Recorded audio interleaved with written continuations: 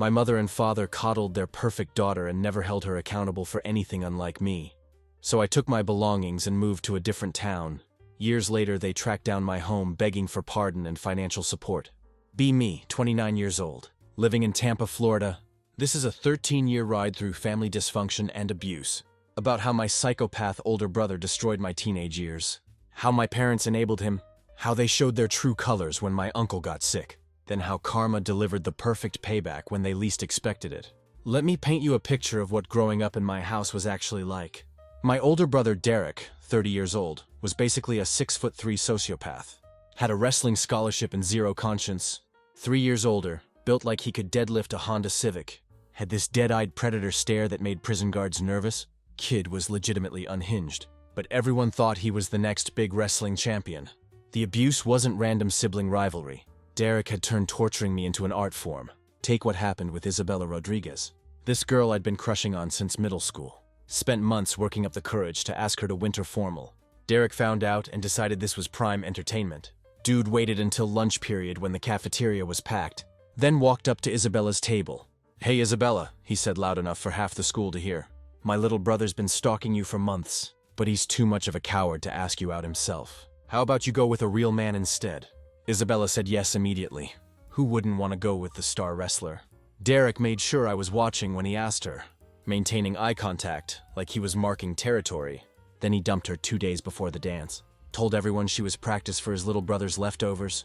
The story spread through school, how Derek had to ask out girls for his pathetic little brother, who couldn't handle rejection. Or take what happened when I finally made junior varsity basketball as a sophomore. I'd been practicing shots in our driveway for 2 years. Finally had decent form and coach thought I had potential. Made the team on a Wednesday. Friday morning coach pulled me aside. Said there had been complications. Derek had convinced him that having both brothers on teams would create favoritism issues. Got cut before playing a single game, while Derek played varsity and waved at me during timeouts. With this sick grin. The psychological warfare was next level. When I trained for months for this local 10K race, running every morning before school and tracking my times, Derek showed up race day in running gear.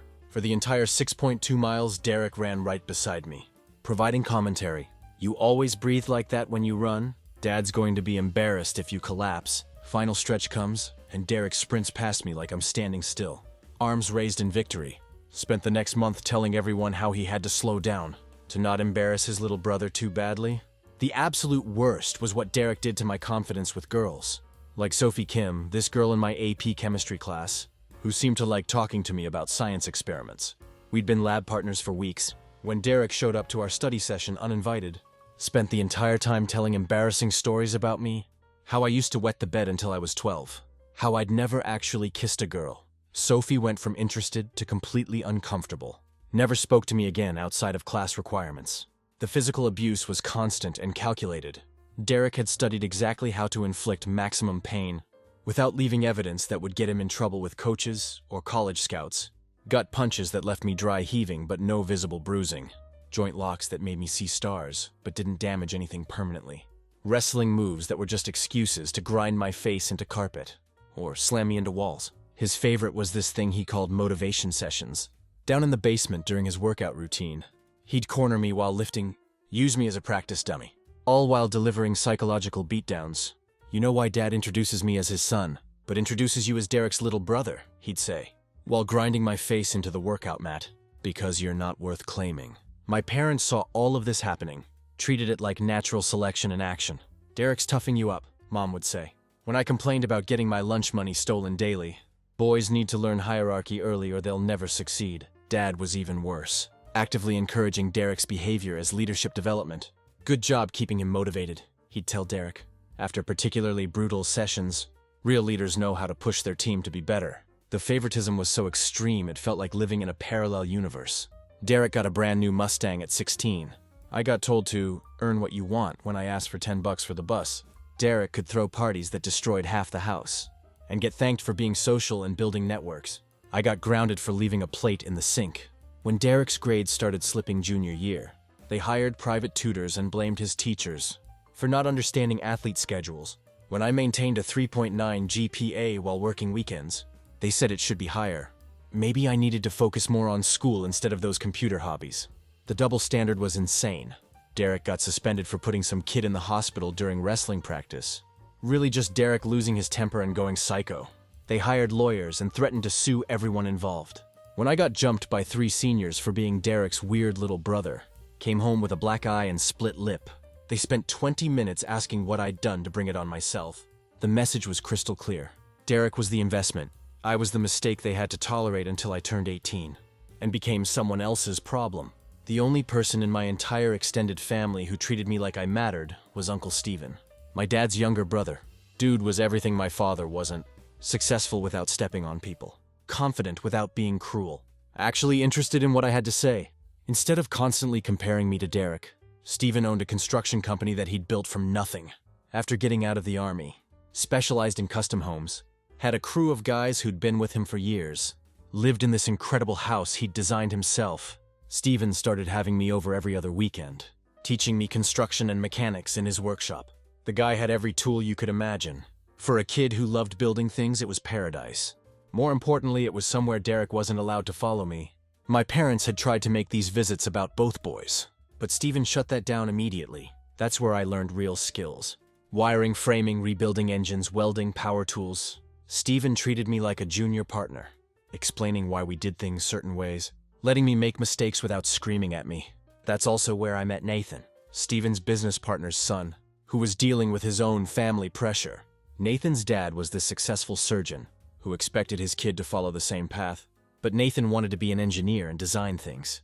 Instead of cutting people open, we bonded immediately over being the disappointing sons who didn't fit our family's predetermined molds.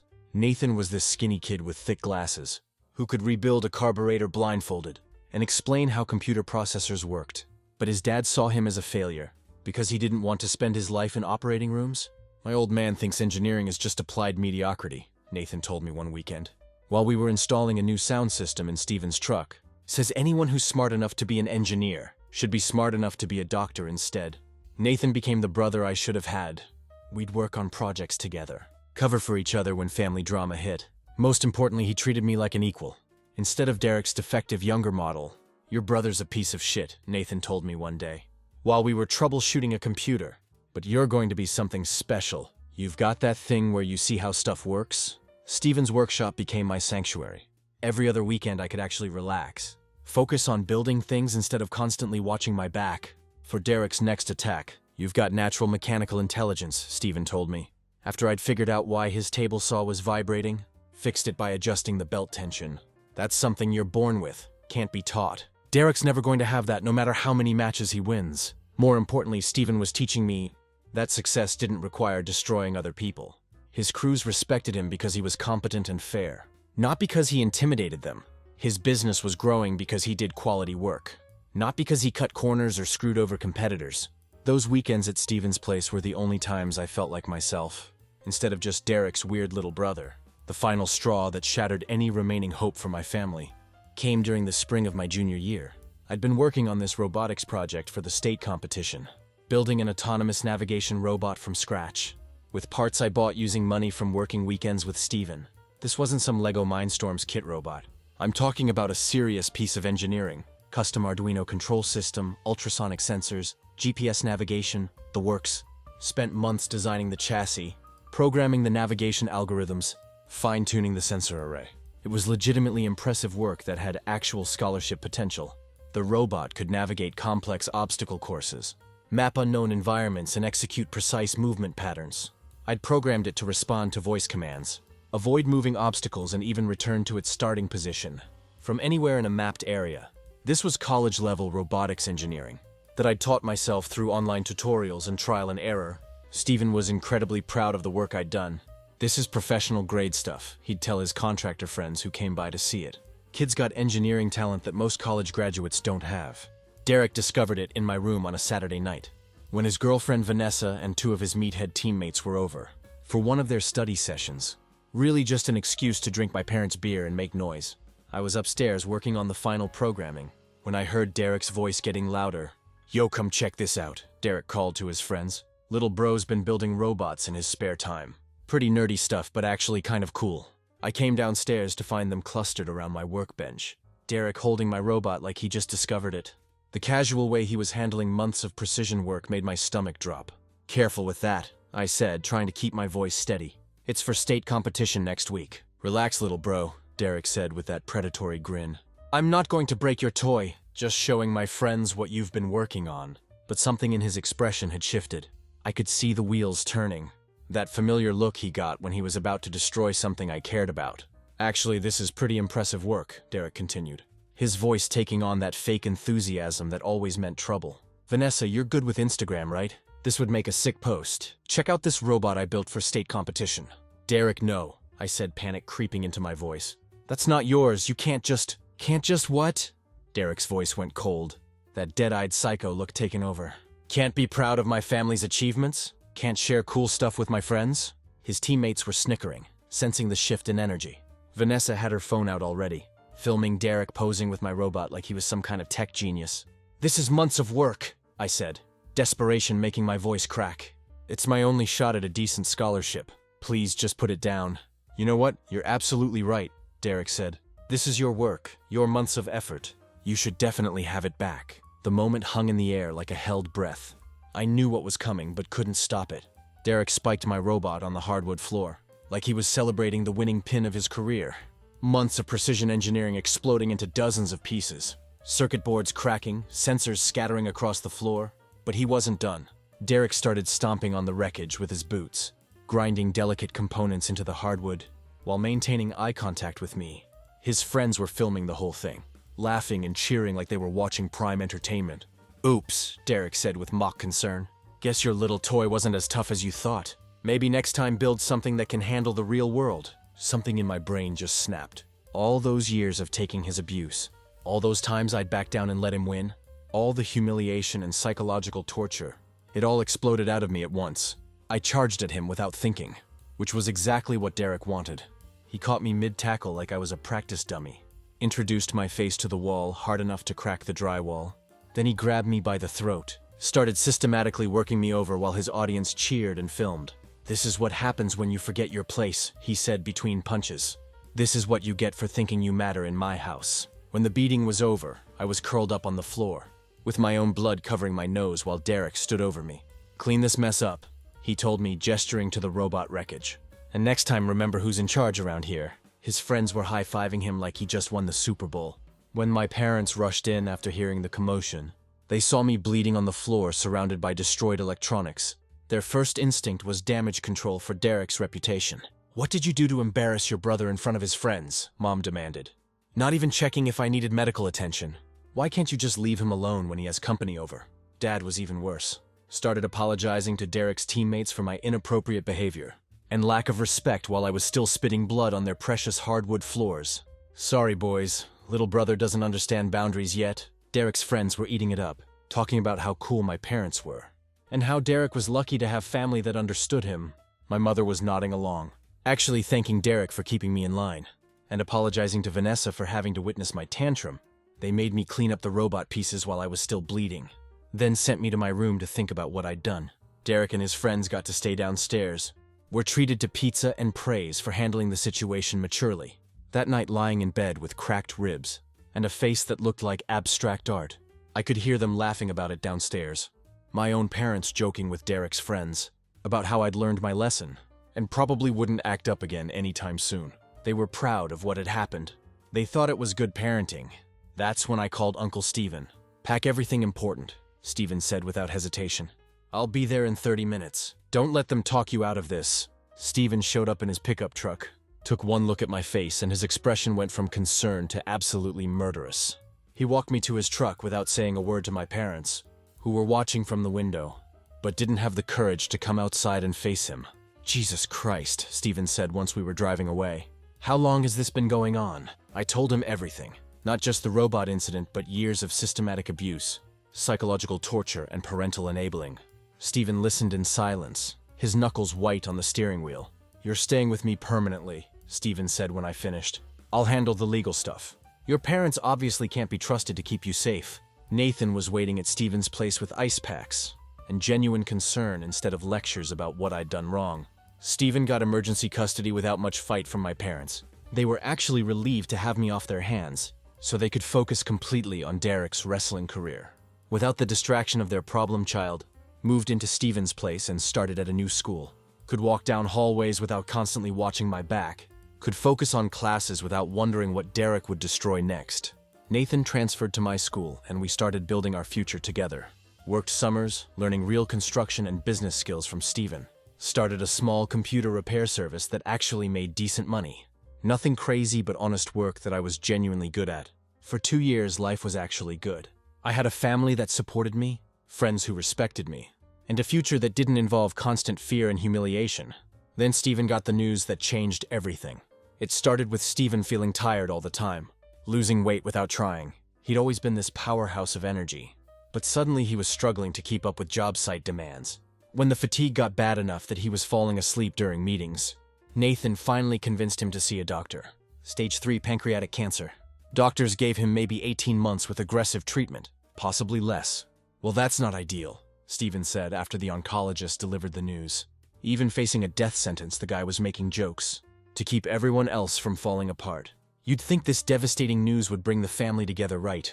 That facing the loss of a loved one would make people put aside petty differences and focus on what really mattered. You'd be wrong.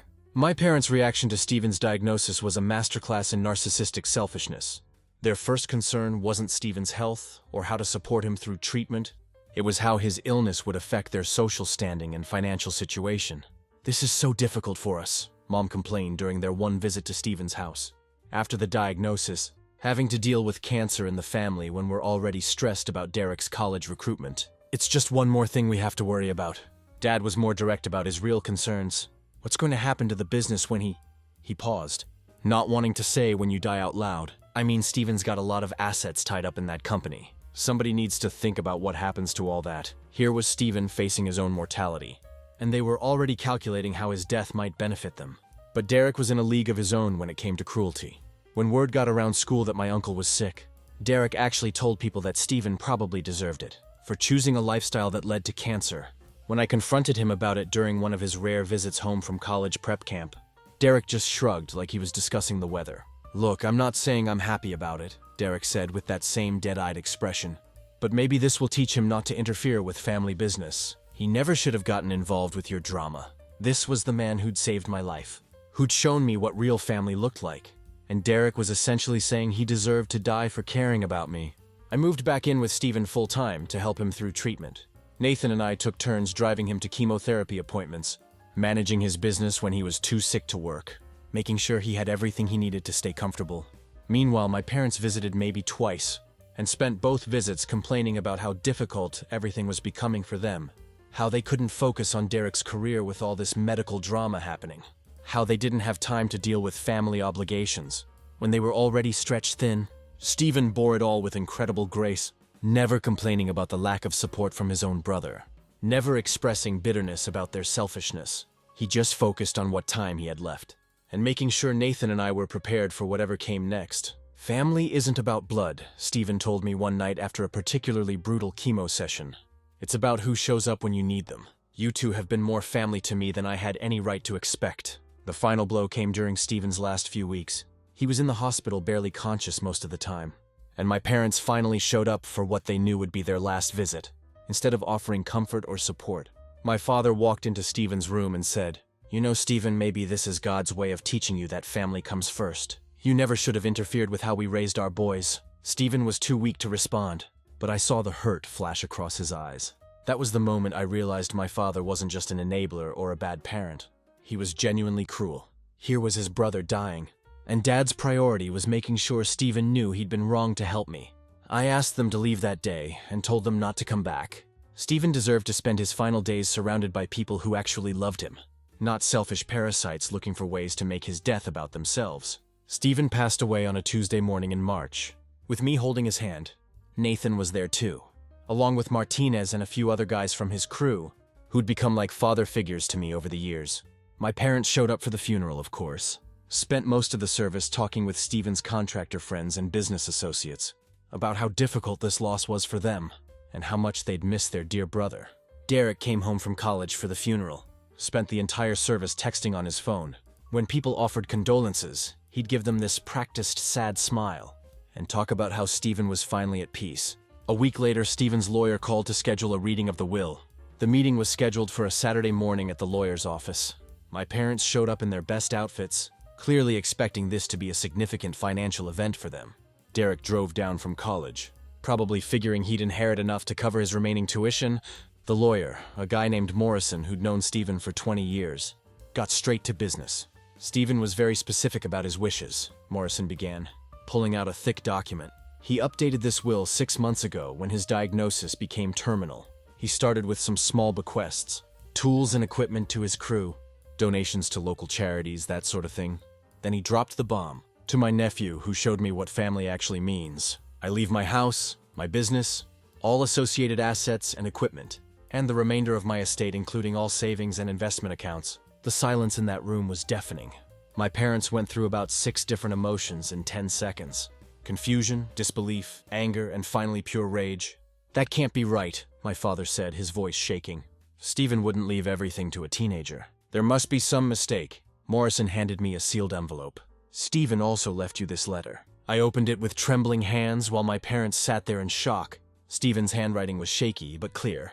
"To my real son, you showed me what family actually means when mine turned their backs on me. You were there when I needed you most, while the people who shared my blood treated me like a burden. You earned every bit of this by being the man they couldn't be. Build something amazing with this inheritance. And remember that you didn't just inherit money and property, you inherited the responsibility to be better than they were. The business is yours now. But Martinez and the crew have contracts guaranteeing their jobs for life. Take care of them like they took care of me. P.S. Your parents are going to lose their minds about this. Let them, you owe them nothing." The letter was like Stephen speaking from beyond the grave, validating every decision I'd made and every sacrifice I'd endured. My parents absolutely lost their shit. "This is fraud!" Dad was shouting, his face turning purple. Stephen was manipulated. He wasn't in his right mind. "We'll contest this, Mom was yelling how unfair it all was, and how they deserved something after all they'd been through with Stephen's illness. Derek was the worst, demanding I share what Uncle Stephen stole from the family, because we were brothers and families should stick together. The entitlement was unreal. These people who treated Stephen like garbage while he was dying now felt they deserved his life's work because of shared DNA. "You were supposed to be the family failure," Derek said, his mask finally slipping completely. "You were supposed to amount to nothing, so the rest of us could feel good about our choices. This isn't how it's supposed to work." Morrison explained that the will was ironclad. Stephen had been of sound mind when he'd written it, had included specific provisions to prevent challenges, and had documented years of evidence about my parents' neglect and Derek's abuse. "Stephen was very thorough," Morrison said. "He anticipated this reaction and prepared accordingly." I walked out of that office with Stephen's house keys, business documents, and more money than I'd ever imagined having. More importantly, I walked out with the validation that the man I'd respected most in the world thought I'd earned it. My parents spent months threatening to sue, hiring lawyers and looking for any way to break Stephen's will. They never found one. Stephen had been too smart and too thorough. With Stephen's inheritance, I had options I never could have dreamed of. Paid for college without loans, kept Stephen's construction business running successfully, and most importantly, had the financial security to build the life I actually wanted. Instead of just surviving day to day, decided to study computer science at the state university. While keeping the construction business operational, Martinez stepped up as foreman and basically ran day-to-day operations. While I was in classes, the crew was incredibly loyal to Stephen's memory and worked their asses off to make sure his company continued thriving. I expanded the computer repair service I'd started with Nathan into a legitimate tech support business serving Stephen's construction clients. Started offering services like network setup for job sites, digital project management systems, and security camera installations.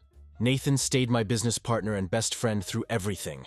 We commuted to college together, studied together, and spent summers growing both businesses. Having someone who'd been through the family dysfunction with me made everything easier. Met Maya during a computer science study group junior year. She was this brilliant programmer who was double majoring in CS and mathematics. Could debug code that had me stumped for hours. Maya was different from any girl I'd ever talked to.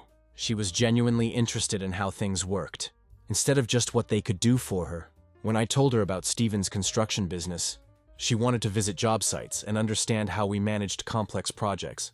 When I showed her the tech support systems I'd developed, she immediately saw ways to improve them. "You've built something really impressive here," she told me, after spending a weekend helping upgrade our project management software. "Most people our age are just trying to figure out what they want to do with their lives. You're already doing it. When I finally told her the whole story about my family situation, Maya didn't pity me or treat me like I was damaged goods. She was genuinely impressed that I'd survived all that abuse, and still managed to become a decent person. We graduated together. Nathan with his engineering degree, me with my CS degree, and Maya with both her majors and job offers from 3 different tech companies. She chose the local offer specifically because she wanted to stay and help grow what we'd built together. Nathan became my official business partner in both the construction and tech support companies. We incorporated everything properly, brought Martinez in as a minority owner of the construction business, and started planning real expansion.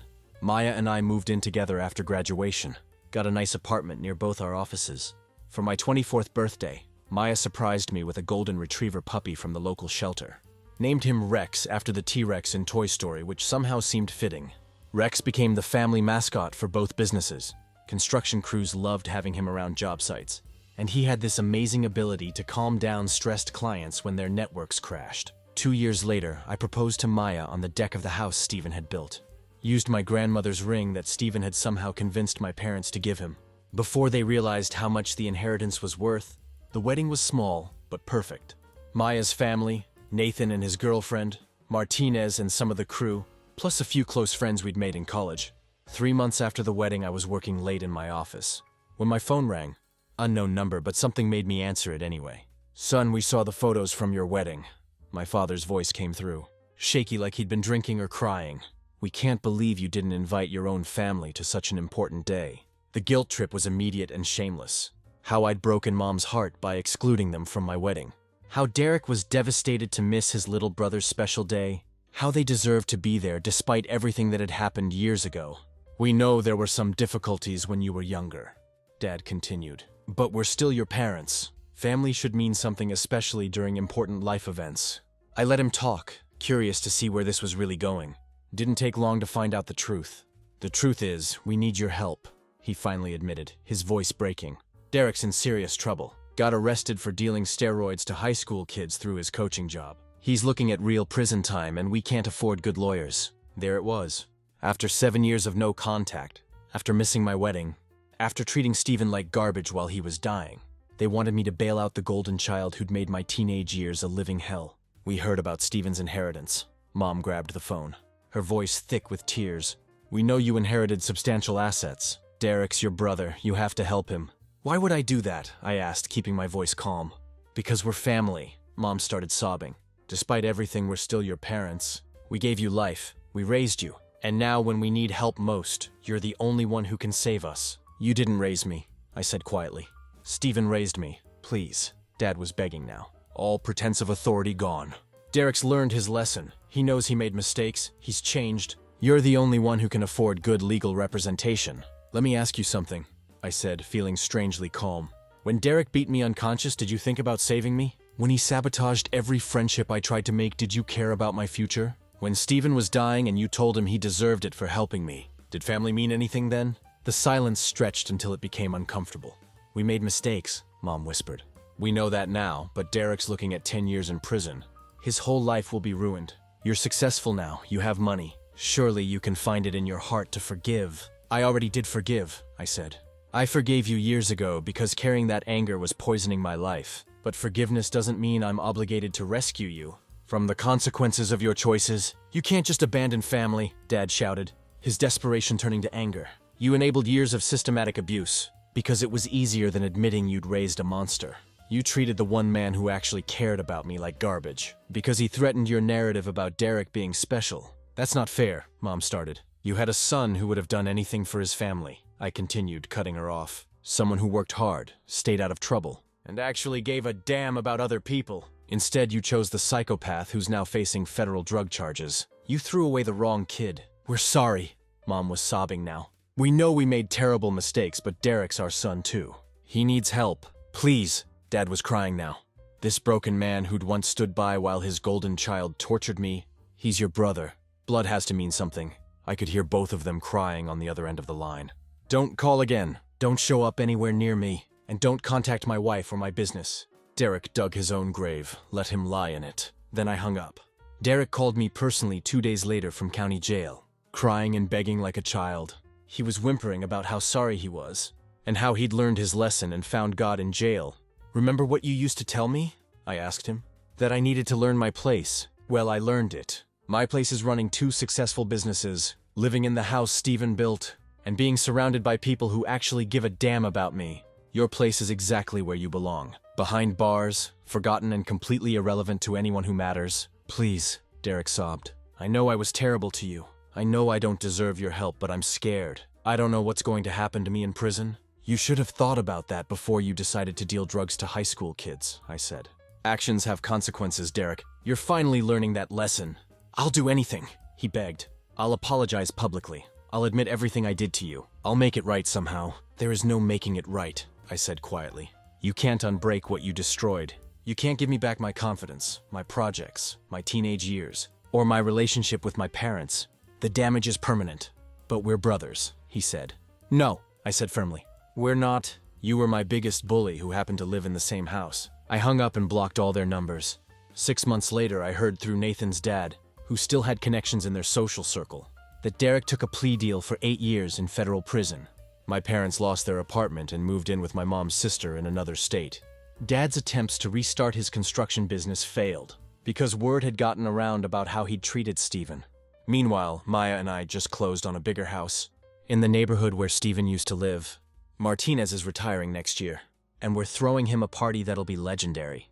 Nathan and his wife are expecting their first kid, and asked us to be godparents. I built the life Steven always said I deserved.